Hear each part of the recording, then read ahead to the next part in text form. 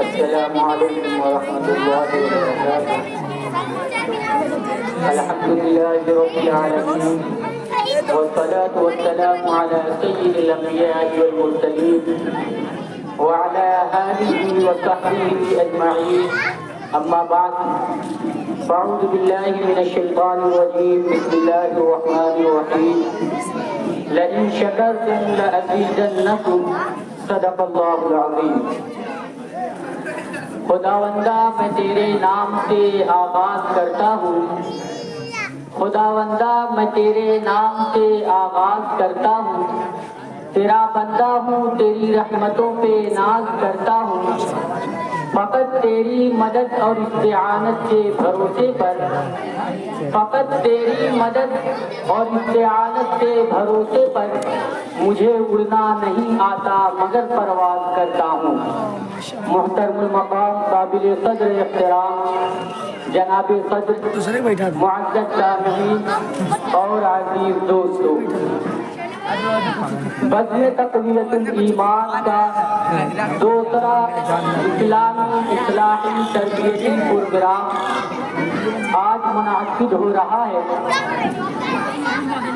بزم تقویت الایمان کے تحت پہلا پروگرام جامعہ عربیہ عین الاسلام شعبہ پرانوی میں 26 جنوری 2024 کو منعقد ہوا تھا۔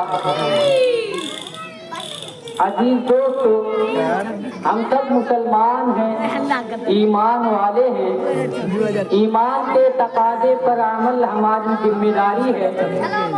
اسلامی معلومات، فرائض و واجبات، سنن و مستحبات اور اہم مسائل کی جانکاری ضروری ہے۔ اپنے اوقات کا صحیح استعمال لازم ہے۔ بچوں کے اندر علمی شوق ہو، وقت کی قدردانی پیدا ہو اور عملی راہ پر چلنے کی فکر ہو۔ یہ فکر کرنا ہم سب کی ذمہ داری ہے۔ خود بھی عامل ہو اور دوسروں کو بھی عمل پر لائیں، یہ ایک اہم کام ہے۔ مسلمانوں کی ذمہ داری ہے امر بالمعروف اور نہی عن المنکر، یعنی بھلی باتوں کا حکم کرنا اور بری باتوں سے روکنا۔ انہی مسائل کے مد نظر رکھتے ہوئے ہم نوجوانان قوم نے ایک بزم کی بنیاد رکھی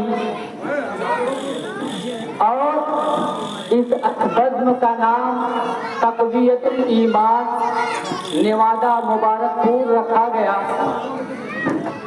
جس کے اغراض و مقاصد میں ہم نے یہ بات رکھی کہ اس بزم کے تحت ہم ہر 15 سے 20 دن میں ایک پروگرام منعقد کریں گے، جس میں بچے دین کے اہم اور بنیادی مسائل بطور مکالمہ پیش کریں گے، تاکہ جو بچے اوقات اپنی ضروریات سے زیادہ وقت کو کھیل کود میں، موبائل میں ویڈیوز اور ریلز دیکھنے میں خرچ کرتے ہیں، وہ بچے کچھ دین سیکھیں، دین سے جڑیں اور اپنے ایمان کو مضبوط کریں۔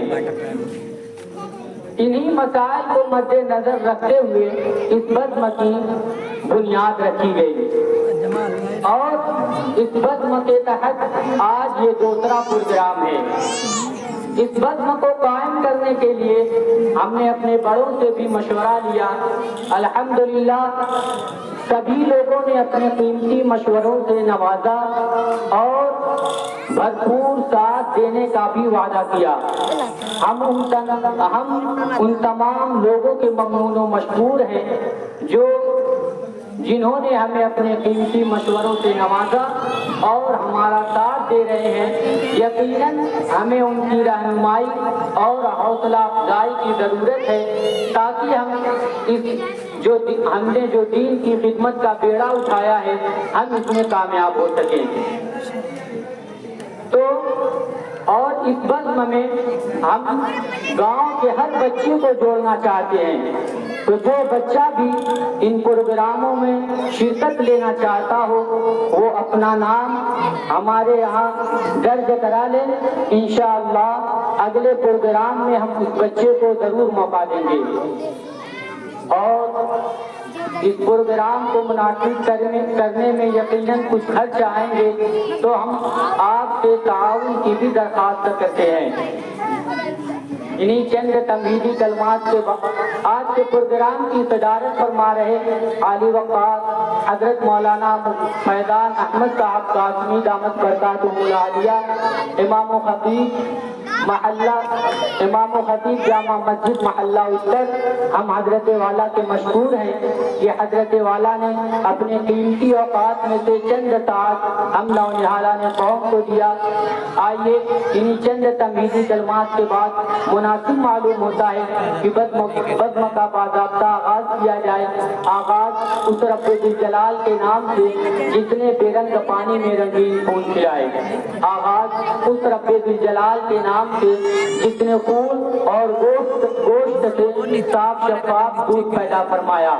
آغاز اس رب ذوالجلال کے نام سے جس نے جگنوؤں کو راتوں میں چمکنا سکھایا.